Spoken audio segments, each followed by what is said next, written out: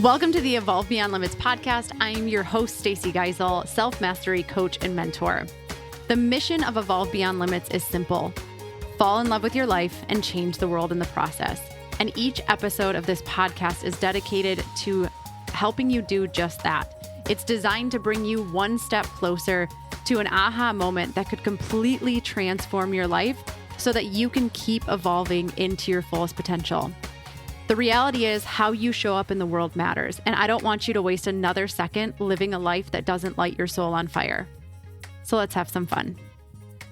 Hello, everybody. Welcome back to the Evolve Beyond Limits podcast. This is your host, Stacey Geisel, and we are moving on in our 8-week chakra series. We're moving on to the 6th energy center, or the third eye. The meaning of the third eye is the command center. So as we get into this, the location is really like your pineal gland. So it is, think about it going right in between your eyes, like in the middle of your forehead, and then about 3 inches back. And that's where you're going to hit the pineal gland. This is one of the most mysterious parts of the body. And what's really interesting about it is that it doesn't focus there naturally. You actually have to do something to open it. And it is closed most of the time.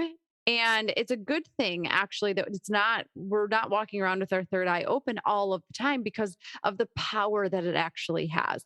The one thing about the third eye is most people don't even know how to open it because we closed it as kids. We closed our mind to our intuition, to that mystery of life, to the wonder. We close it because we're told that that's not how the life works. And then see, it's really cool because the third eye is represented by the 2-petaled lotus. Or they call that the winged perceiver because of the 2 petals. And I think this is beautiful because it says that it is what allows our inner spirit to fly.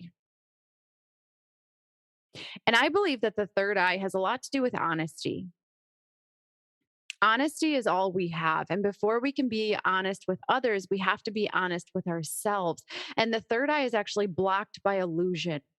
It's blocked by the illusions or the stories that we tell ourselves about who we are, about the world that we live in, all of that. And we can see a lot of that coming to fruition right now. People are beginning to see clearly through the illusions that have been put in front of them for the last little bit.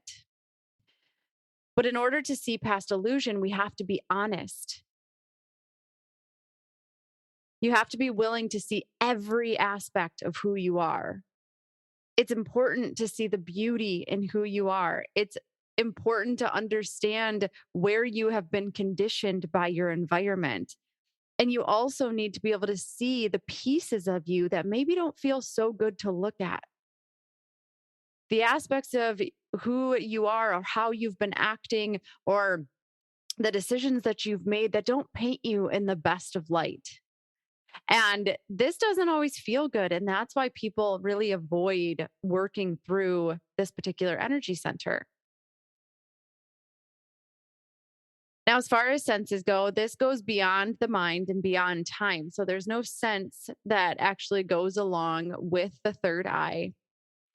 Now, there are some physical things that can manifest if we are having that tend to correlate back to a third eye imbalance of some sort. So anything that has to do with the eyes or blurred vision can do that.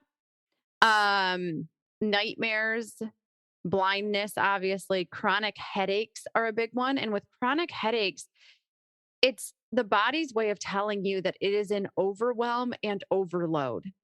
And one of the most simple things that you can do when you're having a chronic headache is to lay down in the darkness and breathe. It's a pause. It's asking you to shut the world out because it needs a break. It is overwhelmed. It is overloaded. So then we have the animal of the third eye is the owl. And this is beautiful because owls represent silence and observation. They represent paying attention to everything around you, not just what you can see or what you can hear, but what you intuitively know within you. Owls are all about seeing the truth behind the disguise and being able to read between the lines.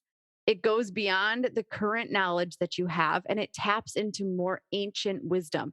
And again, I said that can be wisdom from previous lifetimes, from ancestors, all of these different types of wisdom that we've got access to when we can tap into our third eye. And the owl's also the keeper of the knowledge, and it has this ability to see in the darkness. And that is everything that the third eye represents.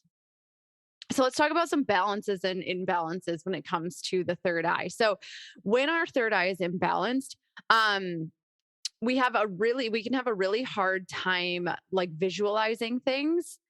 You can tend to hold on to money as a sense of security. So you may have money, but you're holding on to it because like that to you feels like a safety net or like a blankie almost. They if that imbalance can lead to setting your sights too low and being very highly logical. Like you can't think of anything unless it is proven fact to you. There is no room for it in your life. Um, this can cause people to come off almost as like authoritarian type of people or arrogant. People who have imbalances in their third eye may be very indecisive. They may see themselves as very separate from other people, other religions, other races, other genders, other animals, everything. You just see yourself as very separate. Like none of these things have to do with one another, right? You really love rules because they make you feel safe.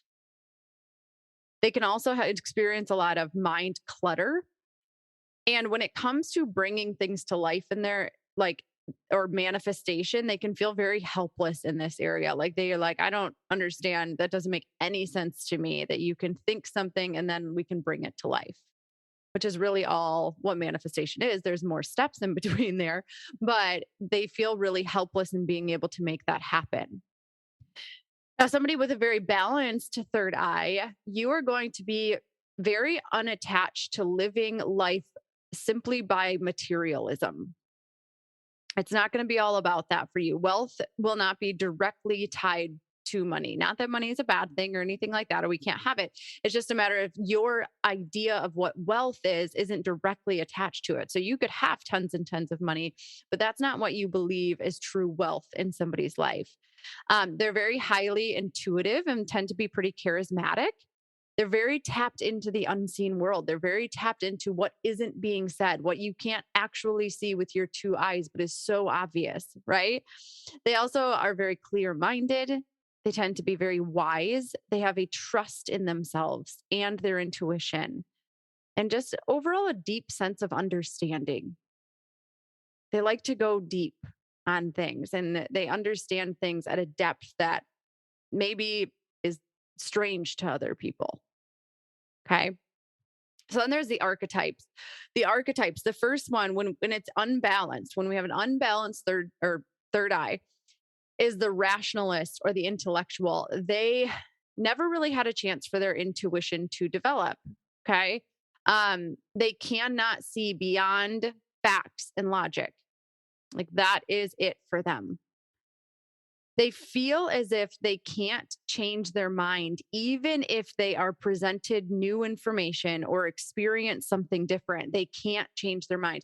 So when I talk about this is the thing about being way too attached to the potential to be way too attached to our ideas or our beliefs systems or our thoughts or the illusions that we have created or our stories.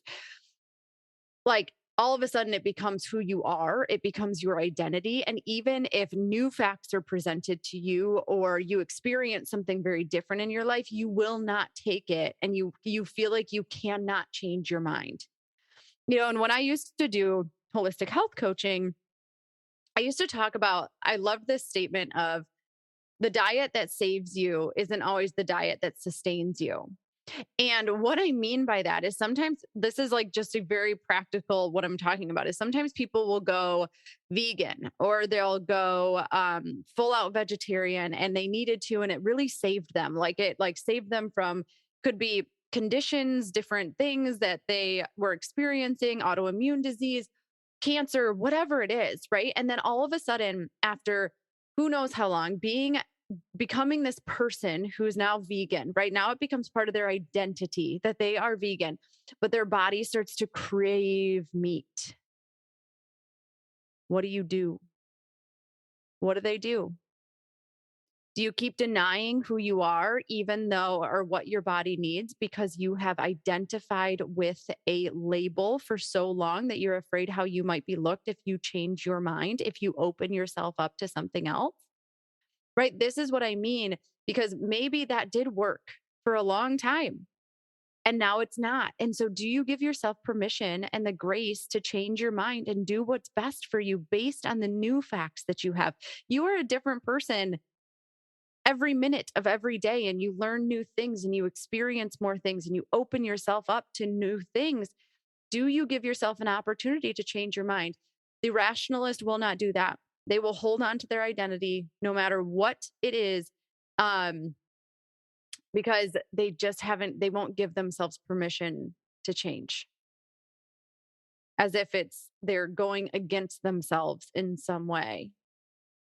So that's the one side. The other side is the intuitive. So the intuitive is going to have a very open connection to source or God or spirit or whatever divine you believe. It's going to be a very open connection. This is what's so interesting sometimes in religion, even, is that they can become, religion can become part of our identity, right? It becomes part of who we are. And so we can't change our mind. We can't do these things, but you're actually in that realm, you're closing down your third eye and your intuition. And so I notice that as people do a lot of different like energy work and different things, the more they are the more connected they feel to whatever divine God they believe in, they actually feel more connected than ever because they've opened up to it. So it's not that they're just learning it and trying to live it, like they're experiencing it. And that is a very different way to live and be connected to your God. So that's what the intuitive are going to do. They're going to have a very open connection. They also give themselves permission to change their mind. There's new stuff happening every day and new experiences. And I will, as we go along, if something comes up that I, need to change my mind, then I will be. Right. And think about this in your own life. How willing are you to say, well, that was the best that I knew at that moment. But now that I have all these experiences, I actually think something different. I might believe something very different. I might believe in a different political party, a different religion, a different way of thinking, I might have a different status on the vaccination. I might like give yourself permission to change your mind, because something I think that is overlooked so much in our culture is that everybody wants to be right. And the reality is that we all might be wrong. And so have some humbleness, and the intuitive is going to have an essence of, I might be wrong. And when something is no longer working, or I have different facts, or I've experienced different things in my life that now shift me to go into a different direction, they allow themselves to do so because they're not identified with all of these labels that they have put on themselves. So think about that, right? They also make wise choices when it comes to with judgment because of that fact, because they're okay of changing their mind. They don't they don't need to pretend to be right all the time. It's this sense of when you have an honesty and integrity with yourself, you don't have to perform. You're authentic. And somebody who's authentic, it's okay for them to change their mind. It's okay for them to be wrong, because that's part of honesty. That's part of integrity with who we are, is sometimes we're wrong and we're okay to admit that we might be, right? They also give other people permission to change their mind too. There isn't a what if there's not a correct way or a right way, but there's a what is correct for you and a what is right for me. And those things might be different, and we can respect the hell out of one another, and that's okay. Right. But if you decide to change your mind, or I decide to change my mind, I hope you still love me. because I'll still love you. And that is what that is. And they also have a sense like a perseverance to them. They stick with things and they don't allow it to throw in the towel just because it comes hard. There's going to be hard moments in life, but have a perseverance to work through it because you feel that connection and you know that this is for your highest good. You know that if something is coming up for you, that it's a chance to get a little more honest and go into a little bit more depth into who you are and figure that thing out.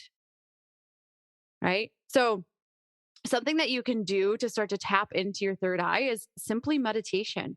It's focusing on that area right in between your eyes. And once you find that spot, you're going to know because, again, you really can't focus on anything else. So you'll just kind of hone in and start with like 3 minutes a day. And then you can start to move up 5 minutes, 10 minutes, 20 minutes. But start small and know that it's going to be difficult at first, right? But once you can find that spot, allow yourself to just sit in it. This is where the meditation comes in, where maybe it's not so guided, right? So I've been giving you guys a lot of guided meditations. I love to give guided meditations, but to really tap in and go inward and shut the world out, we need to be able to do that on our own. And it needs to be a sense of silence and darkness. Okay. So make sure that you are, though, checking out the meditation episodes to fully experience each one of these chakras that we've talked about so far. And some really, really exciting news is that I'm now officially a teacher on an app called Insight Timer. So Insight Timer is a meditation app, and you can go on and you can follow me as a teacher and access all of the meditations that I have created. We're dropping them in every single day. We're dropping more in currently.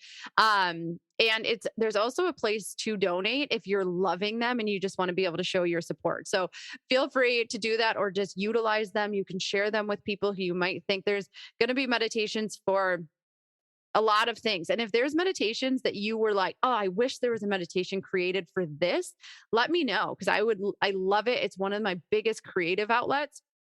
I love to create them. So just let me know what you're looking for and we can do that together. So, and then on top of that, if you are ready for more depth and to truly embody these teachings, teaching and learning is easy. It's fun to learn new things. But when you're ready to embody it, that requires a depth. And that depth is where I love to work with people who are ready to go deep into themselves and integrate this work in an entirely different way. So make sure that you reach out via Instagram or the website or whatever you want so that we can connect if that sounds like something you need in your life.